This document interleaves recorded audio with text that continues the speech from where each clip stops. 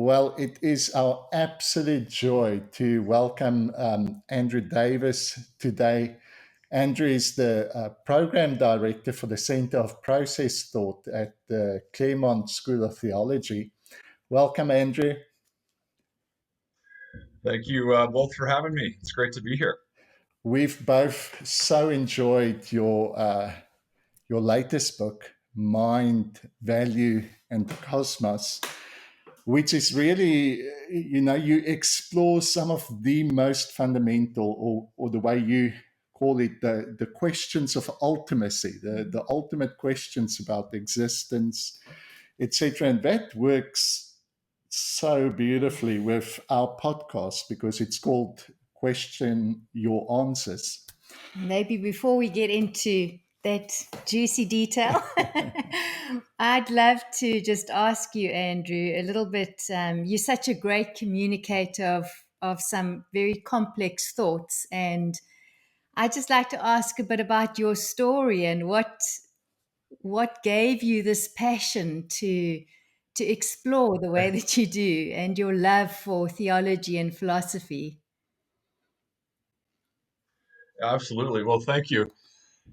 Yeah, I think starting on the personal note is perhaps where to do so. So, I was raised in a household of faith where questions were always encouraged. Okay. And I've always loved to, as it were, toss questions at the cosmos like arrows, and just see what sort of comes back. Yes. In my early college years, I did the BA in philosophy and theology, and at that time, I was mainly interested in biblical studies and Christian theology, which I still have interest in. It's just our journeys switch in different ways. Yes. I moved into my master's degree in interreligious studies, was much more interested in comparative religion and interreligious studies, but also at that time at Claremont School of Theology began to nurse a real interest in these type of fundamental questions of metaphysics, which simply means questions about the nature of reality, questions of philosophical theology, meaning simply questions about the nature of God and how God relates to the world.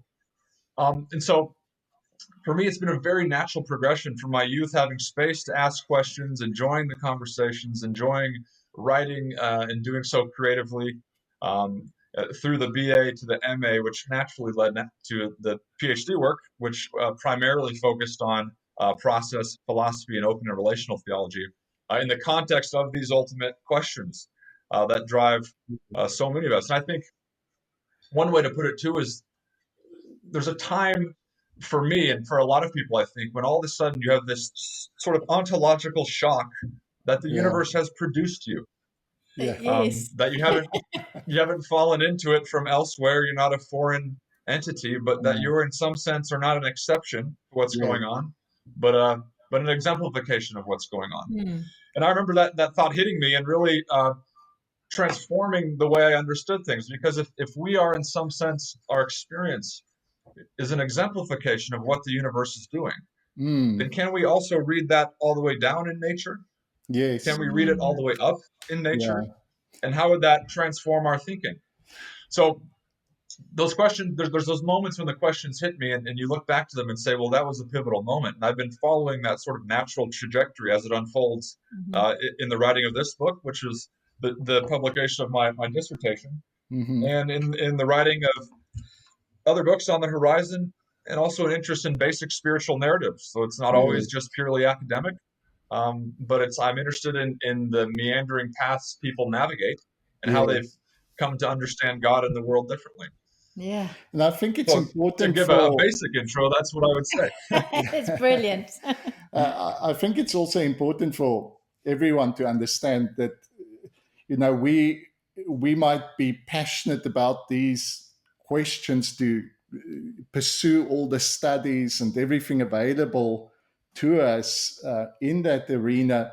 But these questions aren't exclusive to any specific group. I think every human being has got this sense of wonder, and however you go about trying to satisfy that sense of wonder, the questions we are dealing with are universal. They've occurred throughout history.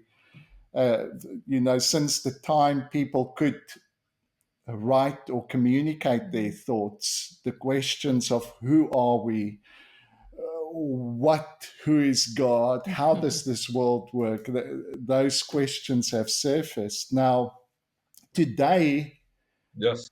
I think there's a lot of people that there are some philosophers that will argue that these questions are really meaningless, that we're trying to impress upon the universe our own crisis, our existential crisis, and trying to conform the universe to the shape of our consciousness. That the fact that you ask these questions is actually just an anomaly within an otherwise mindless universe. But you started touching on that when you said that we actually exemplifications of the very nature of reality. Can you explore that thought a bit further?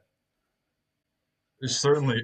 Well, I think those philosophers, I think if you look at the whole span of the Western, at least, and that's primarily the tradition, look at the Western intellectual tradition, um, the majority of people you would study, philosophers in say an intro class, have not seen these questions as being, uh, something easily to be put aside because suddenly we've discovered a scientific worldview. Mm. So for those who would say it's sort of an anomaly um, or doesn't belong, in some sense, you don't belong in the universe. It's the great exception view. You're the great exception to the universe.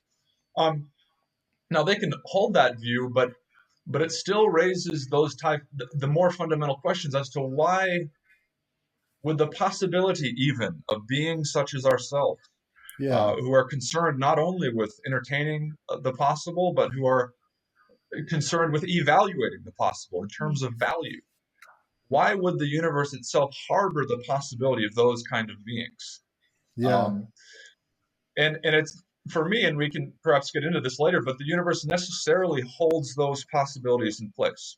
And that's a fantastic realization because prior to our existence, um, you know, if you think about the evolution of the universe for 2 billion years, bacteria reigned. mm. And no human being, no modern human certainly, Yeah, was even a twinkle in the eye of maybe it was a twinkle in the eye yes, of possibility in some sense, but we were not yet actualized, but the universe held those possibilities in mind, mm. as it were, right? So we can think Yes, about that. yes, So I just don't think it's adequate enough to say to dismiss the fact that universe preconditions are being uh, in virtue of it having been possible. Now, it's yes, one thing that it's possible. It's another real amazing fact that it's become actual and that we're here to raise the questions about it. So we are Yes. Homo querens, is one way to put it. We are questioning beings in a yes, universe that allows for questions. Yeah. Um, yes, and yes. that's deeply suggestive to me. So, what if we began to think about the human place as not an exception, but an Mm-hmm. exemplification?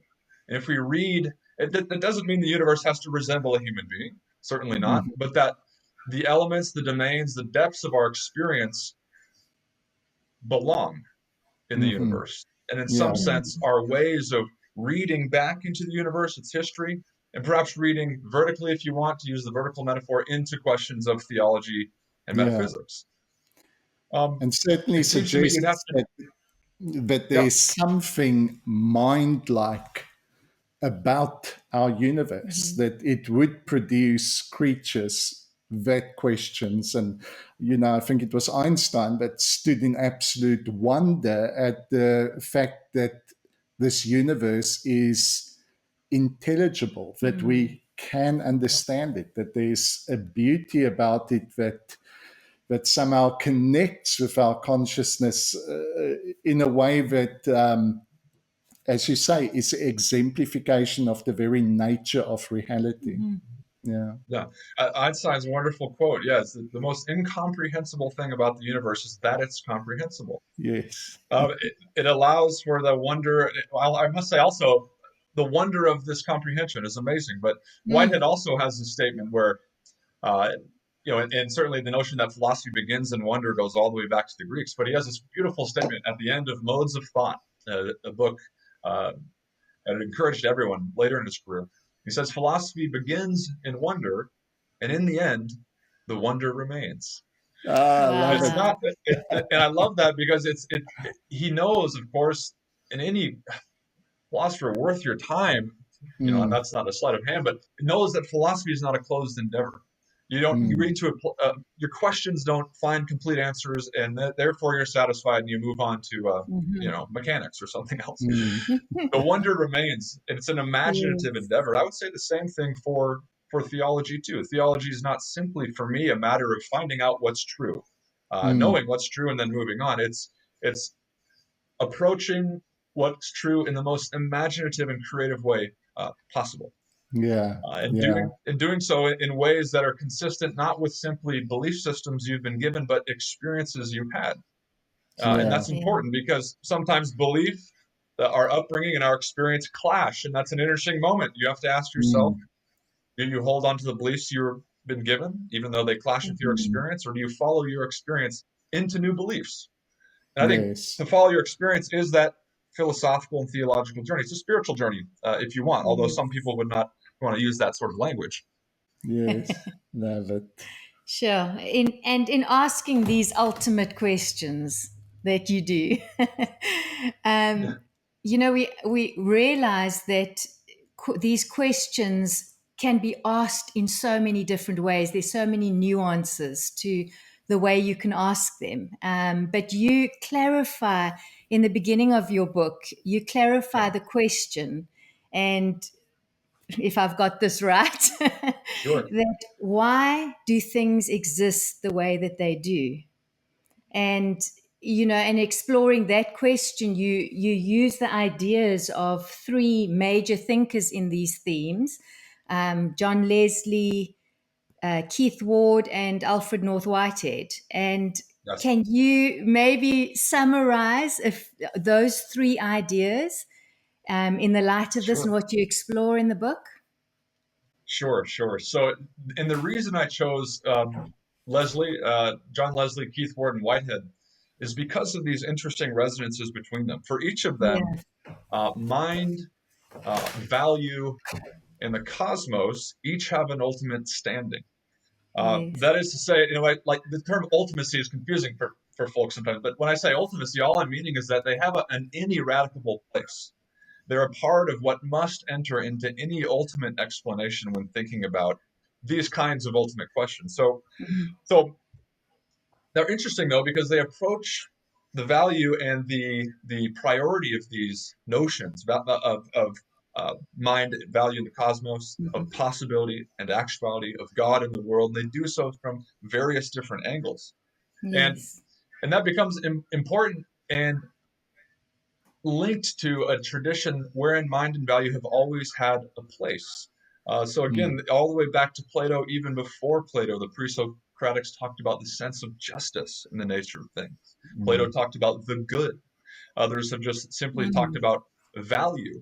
Um, and mm. mind and value have had this abiding place in the tradition, um, but it's not always been so clear how they relate, or what standing, what status the universe has in relation to them, or what status or standing God has in relation to these notions. Yeah.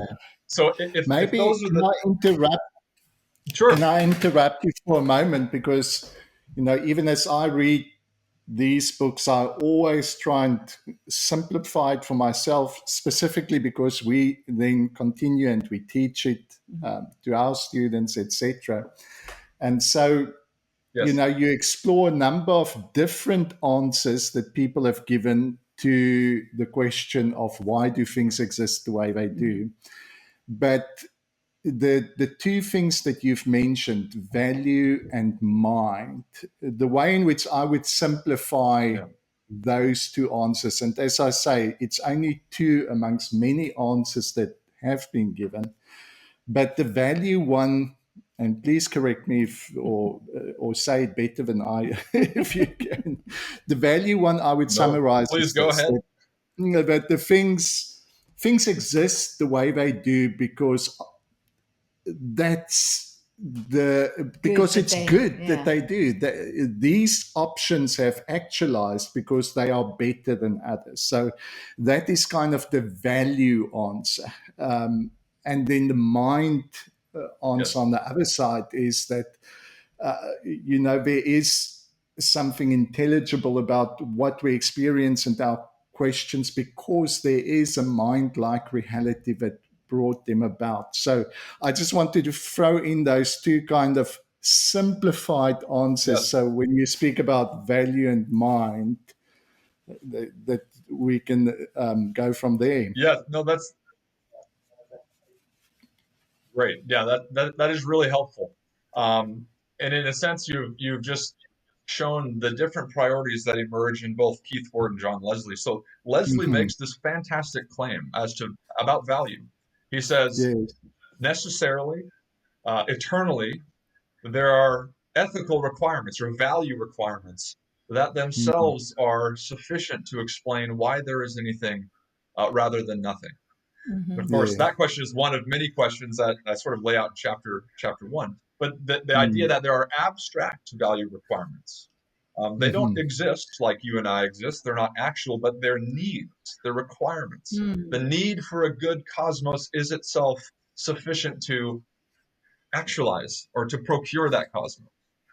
And so that for Leslie, he's exemplifying what he calls axiarchism. And in the tradition, he reads axiarchism, this claim about the dominance of value in the universe, as being really fundamental to this tradition. And I think you can Yeah. do that. You can all the way. Plato certainly all the way through. You see that in the sense that value or that value or perfection even is woven into the fabric of the universe. Mm-hmm. The question is how, in some sense. How can it be that there is an abstract value requirement, a requirement that is not valuable because we think it is, or because subjective minds are throwing their value onto it, but it is in and of itself for Leslie. Now, on the Mm. other side, another answer, as you say, and there's many of them, is the answer of mind, which is the Mm-hmm. option that Keith Ward, as an idealist, philosopher, Mm. idealism being this idea that mind is fundamental in the universe. Um, it's a claim that mind, or divine mind in particular, is what is responsible. Now, Mm. those aren't necessarily mutually exclusive. Leslie, Yeah. in fact, has a divine mind in his cosmology, but that Yeah. mind exists because it's good that it should. It exists Yes. because it's supremely valuable.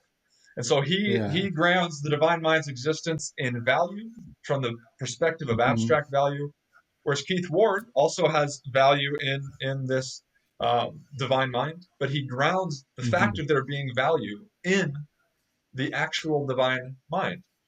So I mean, Mm-hmm. mind Yes. and value then are these ambiguous terms, but I would say they've been essential to any understanding of, or any approach to thinking about the reality of the existence of God, even why God exists, because that too is a Yes. fundamental question. It's not simply why is there anything at all, or why is there Mm-hmm. order, um, Yeah. how is there possibility. It's, if God exists, why and how does God exist? Yes. See, one of the ways that And people have, yeah, I think that is where you then draw upon such a beautiful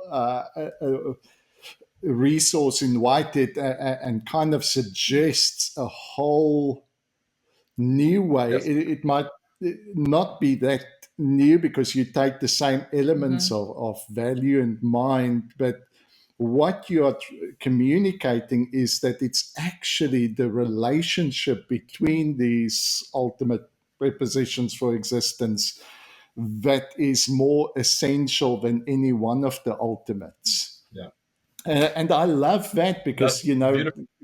it's it there's a few things that kind of stood out for me. One is anybody just reading Process and Reality, don't put it down and say, "Oh, that was a breeze." Most of us kind of struggle through it the first time, and then we enter it again. And so anyone who can actually take some of Whitehead's ideas and bring the clarity and the beauty of them forward, I so appreciate it. And you certainly have given me more appreciation for what Whitehead actually tried to communicate. But secondly, one of the things Yeah. that immediately came to mind, even as I, looked at your introductory thoughts around the ultimacy of relationality, is this very fundamental intuition within the Christian thought that God is in essence relationship, and we've traditionally termed it Trinity, but in even more basic than Trinity is this idea of relationality, that we're never going to pin God down to one complete essence or point to one definition, but we're always going to be involved in speaking about the dynamic movement, Yes. a creative movement that we're not going to pin down. I love the idea of relationality that you bring out. When one of the ways the tradition called perichoresis, right, the mutual indwelling of the persons of the Trinity, this movement, I love that too. Yes, I should obviously say something about Whitehead, certainly, since his thought is what primarily takes precedence in the book. And you said it really nicely. It's assuming we can, in some sense, identify and categorize some of these ultimate notions. Um, the quest doesn't stop there. So people have often wanted to say, well, one thing, one reality or condition is ultimate. Um, it doesn't seem that's the case. You can categorize multiple ultimate kind of notions that seem to be indispensable. The follow-up question for me is, how then do these relate to one another? And how might then we Yeah, think of ultimacy in terms of relationality, such that relationality, this entanglement, or what I've called an independent inseparability of ultimate notions, is yes, itself what takes the standing of ultimacy. Now, Whitehead uses a wonderful term, and he calls it mutual imminence. And mutual imminence for Whitehead, it names a relationship that obtains in the universe. It's a relationship wherein multiple realities each offer each other factors and functions which mutually sustain each other's existence. Um, yes, and he reads mutual imminence from the foundations of actual entities, which are events, occasions of experience, all the way up to the yes, reality of God. In fact, he got this notion of mutual imminence from the Alexandrian theologians. He finds them struggling to make sense of multiplicity in the divine nature, and he points to their discovery. He uses that language, the discovery of mutual imminence, as this key to metaphysics. yes, Now, the way it would yes, apply for, just to give an example in terms of this book, is assuming that mind and value, possibility and actuality, God and the world, are these ineradicable notions. How do we think about the relationship? For example, if John Leslie is to say that abstract value is the reason God exists, a question is raised. How can something abstract do anything? How can value, it being so distant from actuality, being just a need? But we have many needs. There's need for beauty, there's needs for us to be better people, but the needs themselves don't do that. They don't make us better people. We do. yes, So, in some sense, yes, the brilliance of both Leslie and Ward is to say that value is what we look to if we want to reason God, if we want to explain, in some sense, God's existence. But it's not quite enough to stay with abstract value alone.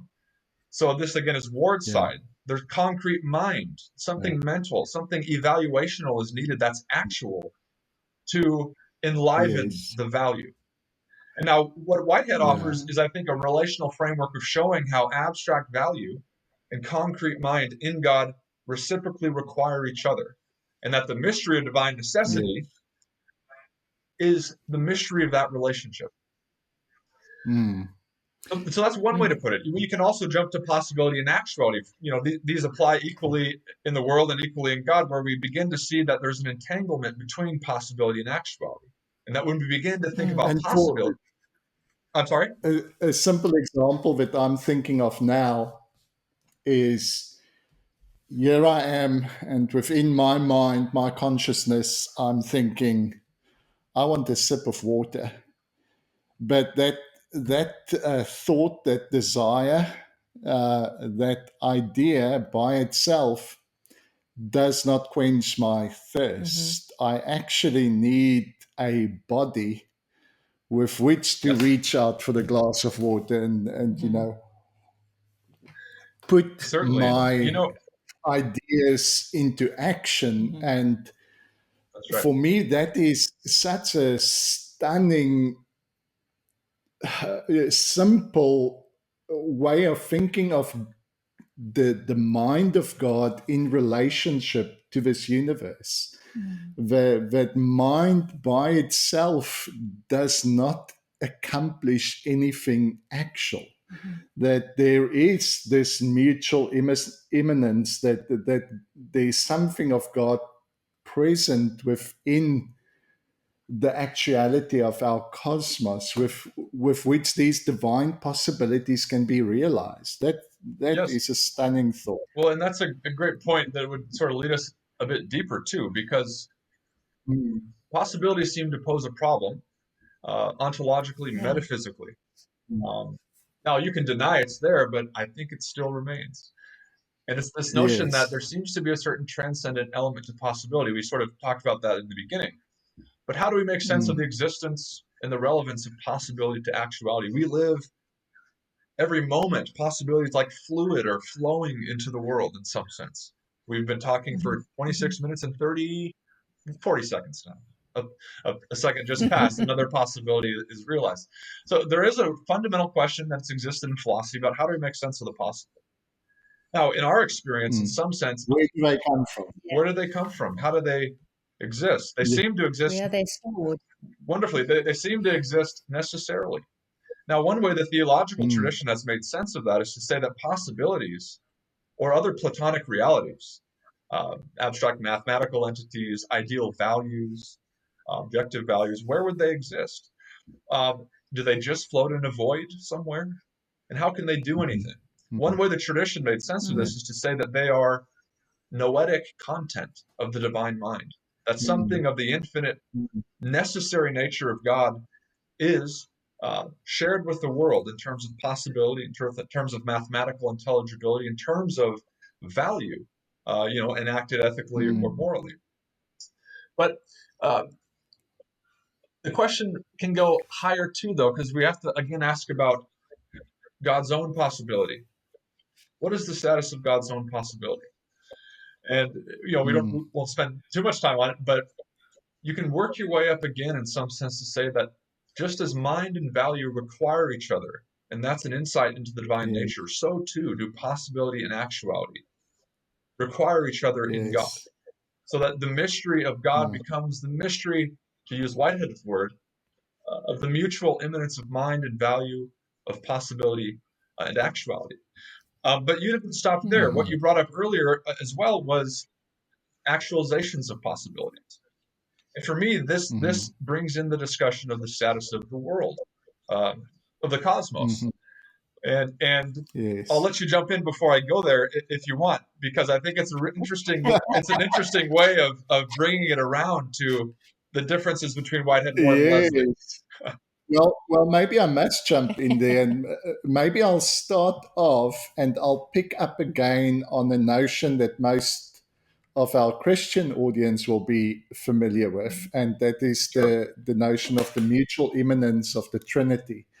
That we do Yeah. not refer to God as the Father on his own, or the Son on his own, or the Spirit on his own. The more orthodox way in which we think of God is, it is this relationship between what we named Father, Son, and Spirit, and that it is this movement as a whole, that each of the parties supplies something essential for the existence of the other.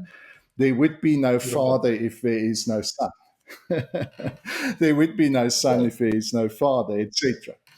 But what was beautifully brought out is to take that understanding that we have traditionally only applied to God and say that actually applies to the cosmos. That in a sense, this creation is, there is no creator without creation. We Yes. normally are happy to say there's no creation without a Yes. creator. Everyone's happy with that because it just still gives God his independent existence. But what is becoming clear through the ultimacy of relationality is that there's no creator without creation. Now, this might be taken totally out of context, which every now and then I do just for fun. But when Jesus reveals okay. who he thinks is God, he says, this God, the true God, is God with us. Now, if I give the inverse of that, the true God is not God without us. Beautiful. Yeah. And so this is that.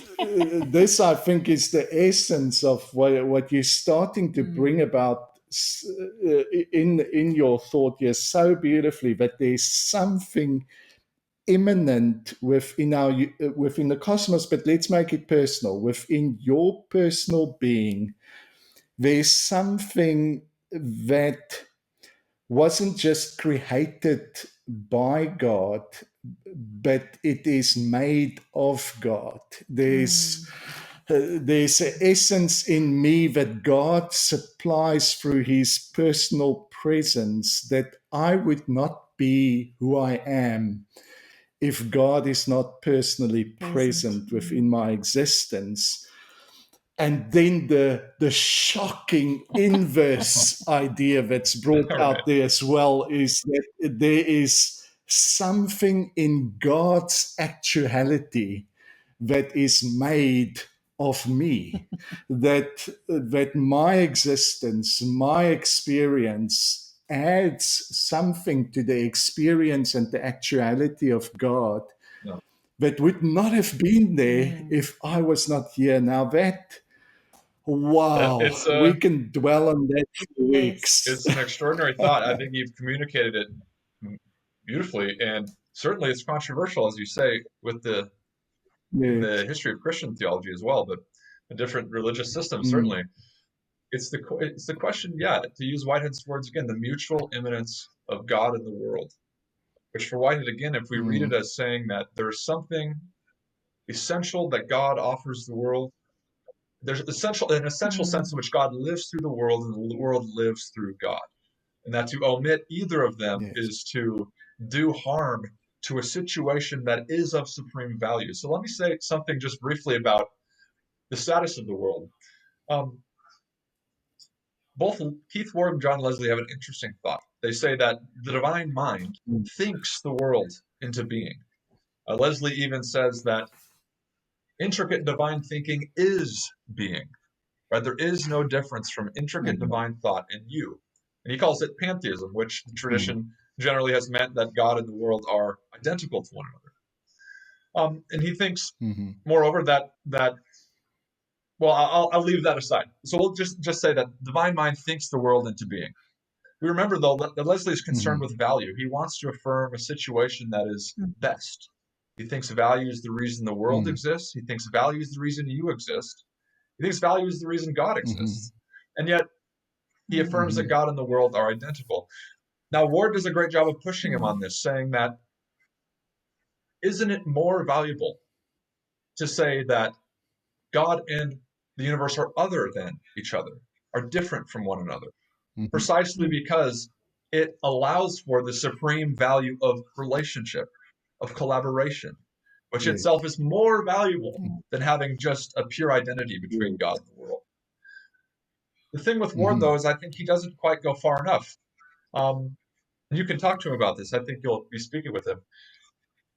Yes, we It's are. still that there's the world is still not necessary to God. God might necessarily create, but the world isn't fundamentally necessary to God. Where I think Whitehead offers Mm. value here is to say that they each offer something essential. So one way to put it is, what does God offer the world? Well, if God's nature in some sense is this relationality, this domain of possibility and value, then that's what God Mm-hmm. grounds the possibility and value of the universe. The universe itself doesn't hold Mm-hmm. those things because we are actualizations in every moment of them, which means in some sense they transcend Yeah. us. On the other side, what does the world then offer God? How does the world, in a sense, bring God into being? That's a controversial way of putting it. For process Yeah. thought, for open and relational thought, for Whitehead, God greets the world in every moment with possibility. But the world is what actualizes those possibilities. It's what concretizes Mm-hmm. Mm. possibilities into sustained value.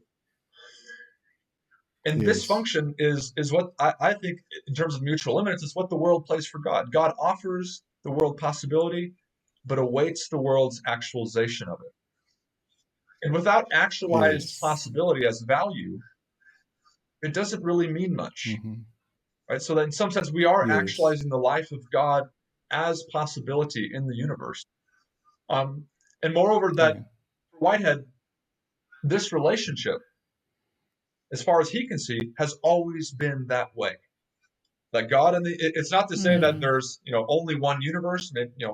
There's different thoughts about Big Bang universes and different thoughts, but that God has always been in a relationship with a universe that is collaborative, that is a call of possibility and a Yes. response of actuality. We are the response, God is the Yeah. call. And Yes. maybe I'll let you chime in there, but it's this relationship of mutual imminence that exemplifies the supreme value of collaboration. It didn't begin at one point. It Yes. doesn't Yes. end at one point. It is an Yeah. exemplification of the value of collaboration. Yes, Yeah. I love that whole thought, and even in I think the article, one of the latest articles you've written, which maybe is a subject for another Sure. podcast, Yeah. which was quite a title, helping God be God By becoming God. helping God by becoming God. Helping God by becoming Woo! God. But one of the beautiful thoughts that I so enjoyed, which you've just alluded to now, was that Luke 17, I think, passage of the kingdom in your midst, that you won't be asking where is it, here or there, but it is in Mm-hmm. your Yeah. midst and is waiting to be actualized Mm. Yes. Yes. in you. And then I think you quoted Teilhard de Chardin, just in respect to us being an extension Mm. of God. And it was Yes. just so beautiful to me because, that's where, this Mm. imminence is Yeah. where it meets us. Yeah.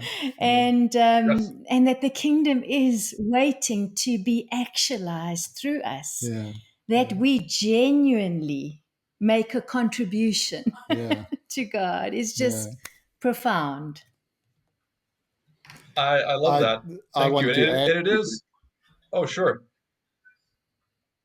Go ahead. I mean that genuine contribution. One of the things that the omnipresence of God suddenly becomes so much more valuable if you understand it not just as a presence that observes us, Mm, but rather a presence who experiences with us. yes. And his experience of your joy is his joy. His experience of your pain is his pain. And so, as Marianne said, it makes a genuine contribution, not just to whatever you think is the kingdom of God, To the but to make being it of God. more personal to the very experience and being of God. Mm, Yeah. and and of course we're moving away from the book, which is great. It was more metaphysics there, but this is practical, and I think we have to go there too. And this is a part of my interest in inhabiting that Mm, practical space too. Um, the tradition spoke of this speaks both of incarnation and of theosis, right? And the way I like to think about that is incarnation is this notion of God moving towards the human, whereas theosis, usually seen eschatologically, is this notion of the human becoming or sharing in the nature of God. Yes. On our open and Yes. relational framework, on a process framework, why shouldn't we reconceive those things as matters of the moment, moments that pass? In every moment, God is Yes. moving towards you with the possibility. It might be an ethical possibility. It might be for you to do, you know, Lord knows. But what God awaits Yeah. is the actualization of that. And the imaginative thing I try to do in Yeah. that article, which will be published later on in the book that Tom Ward is putting out, is to say that when you, in the moment, when these two divine and worldly movements meet each other, there is no difference in that moment, at least, from you being God and God being you, Mm. right? Ethical theosis and incarnation have Yeah. become the same sort of thing. It's a provocative way of saying that God is calling to be Yes. actualized, and it's an ethical call. And so Yes. I call it inverse theology because Yeah. instead of just thinking about how God moves towards the Yes. human and how God is the primary actant, it's the human being actualizing God from Yeah. the other side. But it's still collaborative. Yes. And that's the essential message, I think, of the incarnation. Yes. Is despite the fact that humans have always just been preoccupied mostly with how can we become more divine, how can we become more godly, it seems like from God's perspective, it's I want to become human. Yes. I want to Yeah. become you. I want to, it's here and now where I can express myself and be myself. And so that's beautiful to take both theosis and incarnation out of just the eschatological and historic context Bring and it to say the Yeah. moment. the incarnation continues, Yeah. that this, in Yeah. a sense, all of creation is the continuation of incarnation. But I'll throw into that, just in case somebody has a question, the beautiful thing that you explore with Keith Ward's perspective is the mutual transcendence, or the true otherness, or that also is present within this relationship, which means that from time to time we actually choose possibilities, or shall I say, we've been given the creative capacity to imagine and create possibilities that are truly the opposite of what God desires. So evil is a reality and it can still be realized. And it is not just God meditating on evil that brings it about. It's something completely other Yeah. to the nature and character of God. So I think that aspect is implicit in the argument, both from Whitehead and from Keith Ward's Yes. perspective. Well, I see we've done 45 minutes already. We normally, we've got so much more we want to ask you and so much more we want I to would love to continue. converse about. Sure. Sure. Yeah, Well, I let's mean, it's go been for it. wonderful. We can join again another time. Um, but really Yes, Yeah. rich. Yeah. And I I really think we'll, appreciate your engagement with these questions and my material. I appreciate you reading it and thinking through it with me. yeah, it is. It's something I am truly thankful for, because many of these ideas and thoughts are things that we have carried for decades. And when we began as missionaries, we did not have the language of Whitehead or process theology or any of those things, but we could speak out of the experience of a God who seems to be just so in love with humanity that Yes. he Yeah. wants to make himself present in your life, no matter what crap you're in, no matter where you find yourself. He is fascinated with your existence.